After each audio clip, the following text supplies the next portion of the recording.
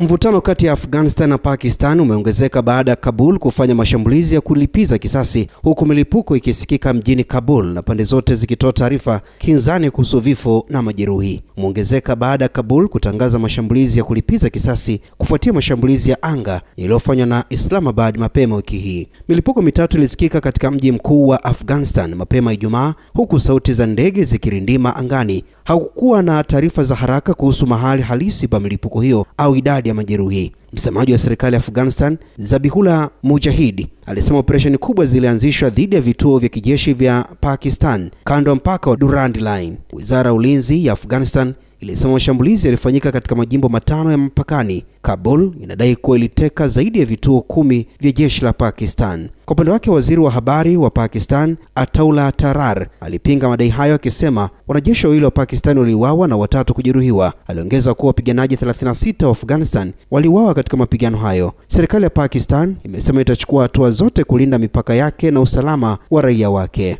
Mapigano pia yaliripotiwa katika eneo la Tokam, mojawapo ya vivuko vikuu vya mpaka kati ya nchi hizo mbili. Wakazi katika pande zote waliondoka katika makazi yao kwa hofu ya mashambulizi zaidi. Maafisa walisema makombora yalirushwa na kuangukia katika vijiji vya karibu, ingawa hakuna vifo vya raia vilivyoripotiwa mara moja. Mpaka wa kilomita 2611 unaojulikana kama mstari wa Durand umekuwa chanzo cha mvutano wa muda mrefu, huku Afghanistan ikiukataa rasmi. Licha ya usitishaji mapigano uliopatanishwa na Qatar, mapigano ya hapa na pale yamekuwa yakiripotiwa. Kuongezeka kwa mashambulizi ya wanamgambo nchini Pakistan ambayo Islamabad inailaumu TTP kumeendelea kuzidisha hali ya sintofahamu katika eneo hilo. Rubaa za kimataifa, Theophany Ngitu.